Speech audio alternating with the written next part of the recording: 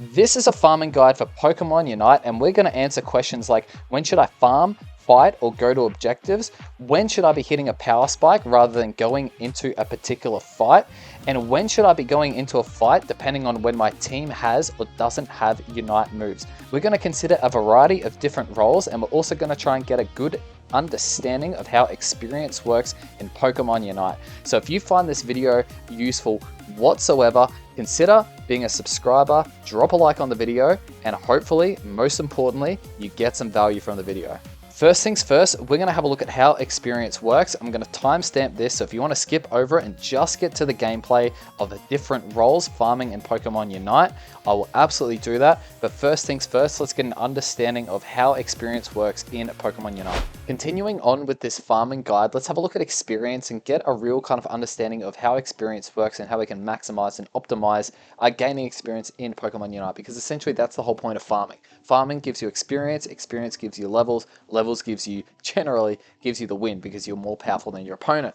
Okay, so firstly here we've got the level that you're at and the amount of experience it takes to get to the next level, and then lastly it's just cumulative, right? So we're just adding across the amount of experience we've got in total. Now, generally early in the game, you will be like a level or two ahead, right? Like you might be level 6 and your opponent's level 5, okay? It's hard to maintain that level lead throughout the game just because it requires more experience, and generally that will take you a little bit longer to hit that level. So just be mindful of that. When you get the lead and you're trying to keep the lead, it'll take you longer to gain one level than your opponent, simply because it will take them less experience, right? If you're level 10 and your opponent is level 8, it's going to take you, roughly 50% more experience than it would of your opponent to hit their next level. So how do you get experience? You get experience in a number of ways. You get passive experience, and you will gain additional if you are using an experience share. You can KO Pokemon, you can score a goal, you can participate in a KO, and you can help get an objective that grants global experience. Just keep in mind, you need to be the one who secures the bit of farm or secures the kill, normally to get that big chunk of experience. Okay, so let's go over to Thea Sky Ruins. These are the wonderful people who put it together, and they're our contributors. Many thanks, many thank you. This is a phenomenal resource. Let's go over to charts. Let's go over to wild Pokemon data. Okay, as you go down the Excel sheet, that is as time moves on. Okay, now you can see Bunnelbees give you experience. Baltoys in the jungle, Baltoys in the center, Baltoys in the lane. Okay, and you can move this along, and it also tells you when they spawn, how long it takes for to respawn, the location, right? It's got all the information here. I know it's overwhelming, but it's everything we need to know. There's a couple of things I just want to point out from this. Okay, remember, as we move down the Excel sheet, that's as the match goes on. So let's have a look at the Xatu, for example.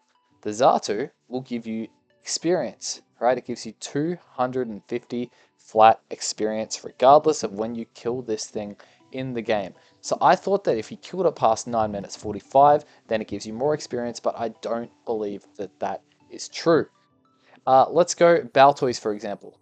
At the 9 minute 40 mark, the Baltoy will give you 120 experience, but then at the 9 minute 10 mark, it'll give you 130 experience. So you will gain a little bit more experience by killing farm as the game goes on.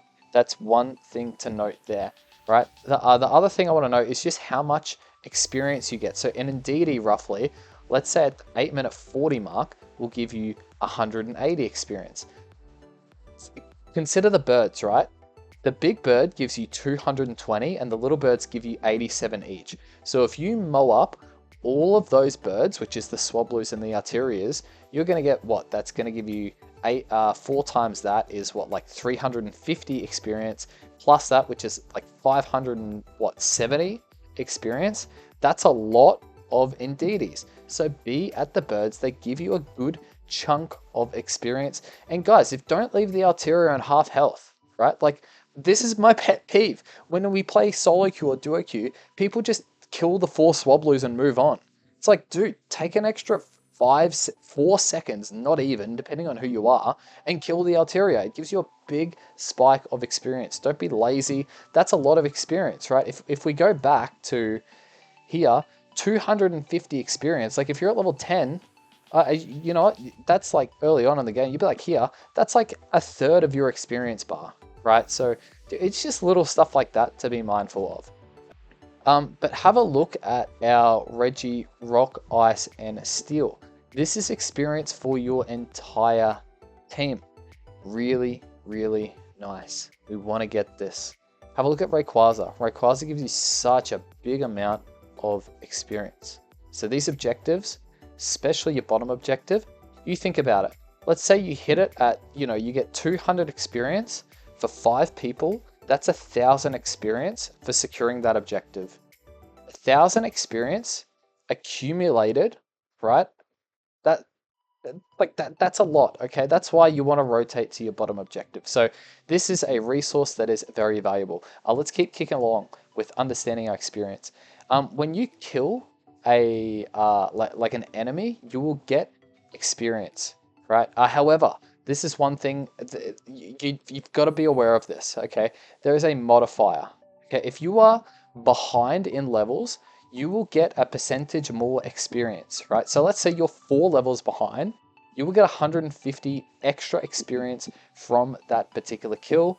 And also there is a streak modifier. So generally if the Pokemon is ahead on levels and they're generally on a bit of a kill streak, you will get additional experience from that. So catch-up experience is a real thing. When you get ahead, you cannot let the enemies kill you, because they get a lot of experience. And another thing, if you're just inting for stacks, right, you are going to be giving the enemy quite a bit of experience, but it's not like it's 1 for 1. The more you die in a row, the less experience you're going to give the enemy. But you're still feeding the enemy. If you're on a -3 KO streak, it's not like, oh, that's not a bad thing. You're still feeding the enemy a lot of experience. And remember, when you're dead, you're not farming. So when you're dead, you're not gaining experience. That's one thing to be very, very mindful of. You've got to stay alive. Okay, there's an EXP share. I've done a video on how this experience share works, but essentially, if we want to keep it nice and short, stand near the person with an experience share. You will gain everything. They will gain a slight amount, regardless of who secures the KO. So that there is a whole bunch of information on how you can understand experience, and the links will be in the description if you want to read this on your own. So let's consider as the jungler, or I guess like as just any attack damage carry character, this is the approach you want to take when you are farming, right? First things first, you want to farm to your power spike. So if you're in the jungle, make sure you're going to a lane at level 5, or if you're a Leafeon, you can go to the lane at level 4. You need to understand what your power spike is with the particular Pokemon. So Mewtwo has a power spike at level 5 because you get that Mega Evolution. Some Pokemon have a power spike at level 6 and you won't be able to get that, so, for example, like a Delphox. So just understand your Pokemon and when they're at their strongest to engage in fights and do well. For Mewtwo, this level is level 5. So level 5, you can go to your lane, or you can start engaging in fights over your enemy. Right, you can see here I am hungry to fight the enemy because I've hit my power spike and they haven't. We've still got a Slowpoke at level 3. We've still got an Eevee at level 3. We've still got a Mr. Mime, right? These guys are really weak. Okay, well, their Sylveon's just evolved, right? So the Sylveons hit their power spike, but I figure the other guys haven't hit their power spike and I'm a Mega Mewtwo, so I should be able to take them on, right? If that was a Slowbro, I would not be engaging in that fight because the Slowbro would have hit his power spike. So it's understanding where your power spikes are and when you should be farming or when you should be fighting. If they had a Slowbro there, that's a big power spike for the enemy, and I would have backed out and continued to take my jungle. But because I'm in a position where I can fight rather than farm, I will opt to fight, right? Because my farm's always going to be there on my side of the map, so long as I know that the enemies aren't pushing there from the bottom lane. So that way I'm able to get all of those birds in the middle of the map, and then I can rotate back through and get my jungle. Right, at this point, my next power spike's level 9, so I'm not going to engage in a fight, right? I'm level 8.5 here. I don't care what the next fight is. At level 9, that's when I'm going to be fighting. And that's the goal, right? And this is, like, you've got to be mindful of using Pokemon like Tyranitar. When you're using a Pokemon like Tyranitar, you need to be super mindful of your power spikes, right? There's no point fighting at level 8. The whole point is fighting at level 9 when you get your big chunky power spike. Right, you can see here there is a level 6 Aegislash, so he's yet to hit his power spike. That's a good fight for me to engage in, and I am over leveled on their Sylveon, so that again is a fantastic fight for me to be taking on. Right, as soon as objective spawns, this will give me and my team global experience. I'm in a fantastic position to be taking this objective, so that's exactly what we do. Now at this particular point, you look on the map, I'm pinging my team, hey, take my farm while I take the enemy's farm, because I'm in a position to do so, right? My mega gauge is built up, and I'm looking to just suffocate any farm from their side of the map. At this stage, I'm, level 10 here, I've got the mega, I am happy to take on any and every fight here, right? I'll pop the full heal, I'm more than happy to just engage in all of these fights there, right? We can do good things, or we can do amazing things, right? So, and that's the power of it, right? Now here, be mindful. I've just used my Unite move. You need to be mindful of when your enemy are going to get their Unite moves. You don't want to give them the farm and them the experience so they can get their Unite moves and take a fight back and get that catch-up experience. You can see my team's pushing. I don't like that idea, right? You can see the Mr. Mimes looking to get any sort of farm that he can. I'm going to go, okay, well, you can take the buff off me, but now you're very deep. That's going to cost you your life. But he actually does, honestly, he's actually really annoying here with the power swap. He does really well. He actually takes some dairies here as well, which is kind of annoying, but we still managed to get that kill on him. But honestly, the Mr. Mime does some really good work. So at this stage, you can see I'm taking all of the farm on the map. That's what I'm doing. I'm not looking to take any pointless fights. I want to be ahead on level, so when I enter a fight, I am likely to win it. That's the whole point of farming. You farm to get ahead, you farm to get your levels. That way you can take on your fights and you can win them. Now, one thing to be mindful of here is when you engage in a fight, make sure that your team has Unite moves, okay? Don't just go in if your team doesn't have any Unite moves, because you can honestly potentially be throwing here, right? So we go in, we can get a lot of value, we've got a big lead, it's smack on that 5 minutes, so they've just got their jump pad. If there's a chance for us to be able to break this goal zone, that's what we have to do. And you can see the enemy pops their Unite moves to try and get that catch-up experience, and the Ninetales goes to level 11.5 from killing me. He gets a huge amount of experience because I was lots of levels ahead. That's called catch-up experience at its finest. I potentially threw a little bit there to get that 50 score and break that bottom goal, but I did like the idea of having a score lead nice and early to put a lot of pressure on the enemy at every single objective that they go to.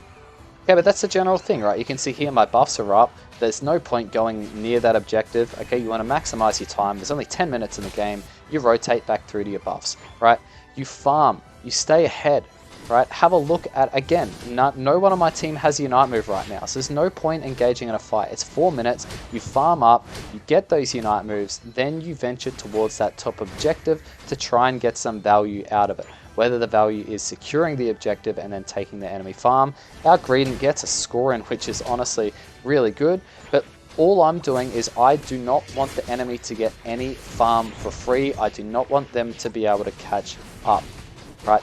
That's my #1 priority, is stay ahead, right? And by staying ahead, I am farming. I'm not engaging in any silly fights that might let the enemy get some catch up experience.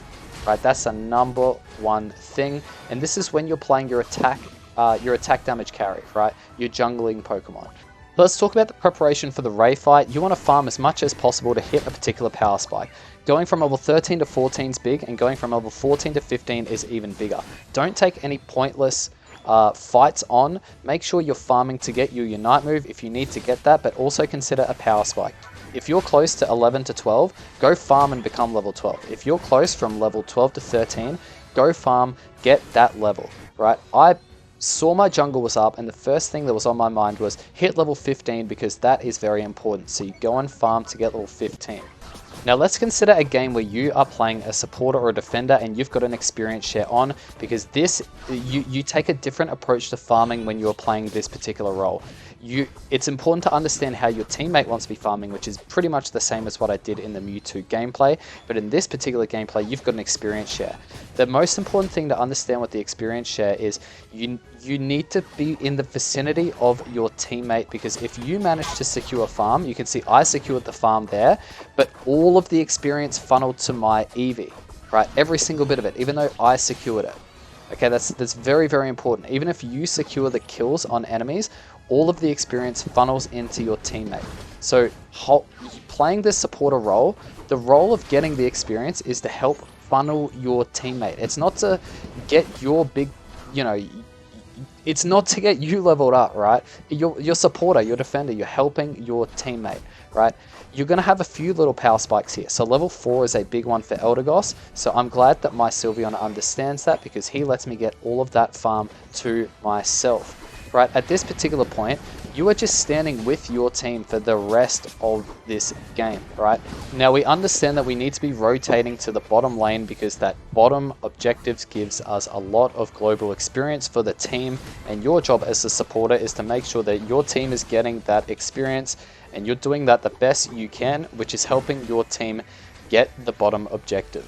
If you have an experience share or you're playing this particular role, you should not be by yourself. It should be a criminal offense. Okay, you're not standing by yourself, you're with your team.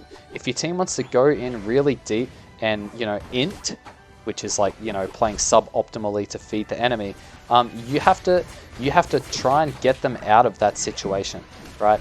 Your role is to be with your team. Okay, we've gone way too deep there. I knew it was way too deep, but at least I'm the one who dies as the supporter, so I'm giving the least experience back to the enemy, and that's a part of playing this role, right? It's understanding you're giving the enemy the least value from a particular situation that they have gotten value from.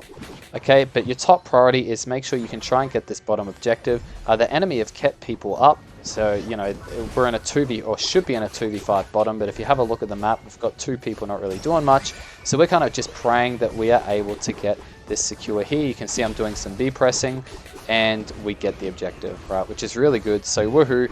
And remember, you're sticking with your team, you're trying to keep your team alive, because every bit of experience that you get here from killing the wilds and killing the enemy, you're funneling that into your team, and you're looking to take the bullet for your team and keep them alive. Okay, remember, you're giving the enemy the least amount of experience back. Okay, even though my team is going way too deep, we are still managing to keep them alive, so we're not giving the enemy experience.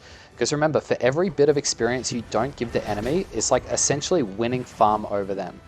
Right? When you secure 100 experience farm, it's sort of like positive for your team, 100, and negative for the enemy team, 100, right? So your net difference is 200 there. If you manage to keep your team alive, you're helping keep that net difference above, right? Which is really, really good. So your role, you are maintaining the vision on the enemy, and you're sticking with your team. As you can see, I've pinged to try and say, hey, let's not let them score bottom. We always want to keep one person off lane, because I think that is very, very important, right? Unfortunately, Mewtwo Y is really, really challenging to verse. However, it's a part of the game right now, and honestly, that's no one's fault. No one can blame the Gardevoir there that we've lost that fight, because the Gardevoir is doing his job by defending that bottom goal. We've got a head, we've got a lead, we want to make sure we can maintain that lead. It's really, really important.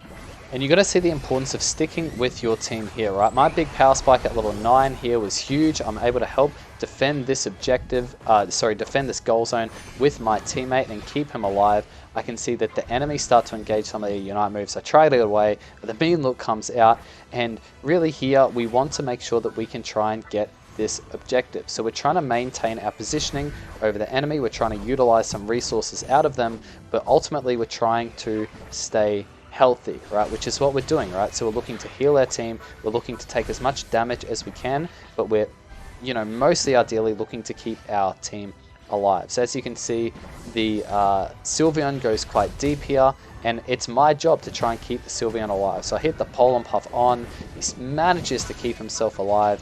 We take some resources out of the enemy, right, which is really, really good. I'm here sticking with the Mewtwo, giving him some shielding, giving him some big heals, and we're able to follow up, we're able to win the fight. And this is really good because every bit of experience that I could have gotten there will funnel into my team. That's how that experience share works. And you are passively gaining experience while you are doing so. You're actually generating an extra amount of experience while doing so. Every single bit of experience that was gained by that Mewtwo, I got 30% of it by default. right? Which is really, really good. Okay, now I generally, as a practice, I like to suffocate the enemy farm but not die, right? And it's a risky play, but it's a play that can work out really, really well. So you're sticking with your team. That is the hands down most important thing. And you can see I'm calling retreat here. I don't think this is a good idea. I stand on the goal zone to help get the score in. I thought the enemy team would have responded a little bit better than that, but that's fine. It helps us get that big score lead, and having a score lead and an experience lead will help win you games in Pokemon Unite. And the best way to put yourself in a position to do that is by farming appropriately. The farming will give you the map control. Understanding your role and how you're supposed to be farming at these particular points is the key thing. Right, you can see here, I'm making sure that I'm just always with someone on the team.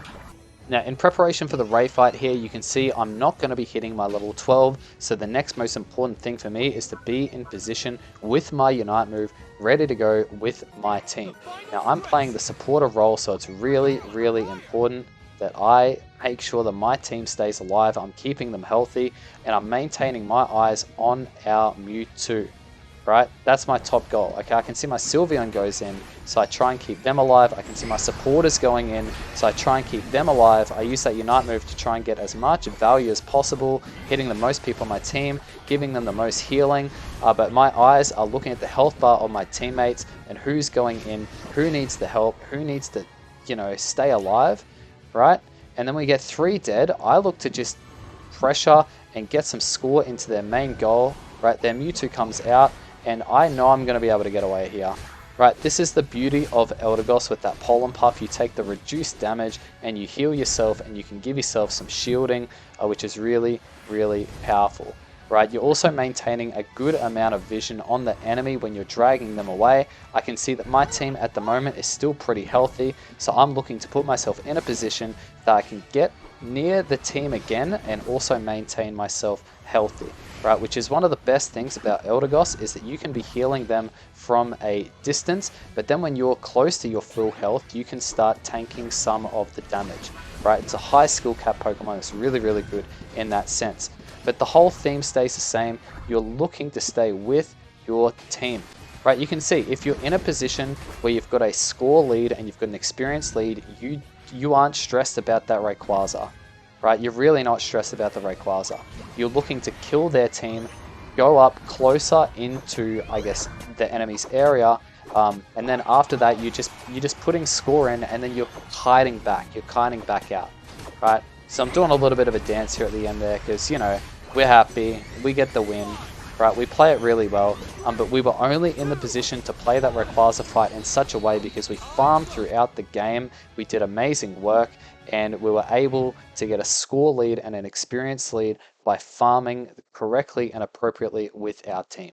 If you get some value out of this video learning how to farm as the supporter role / defender, or I guess the EXP shareholder, or as the attack damage carry, or you learnt some stuff about experience in Pokemon Unite, please consider giving the video a big chunky thumbs up, or even for that 100k healing with Eldegoss, which if you've ever played Eldegoss, 100k healing is a very, very good game.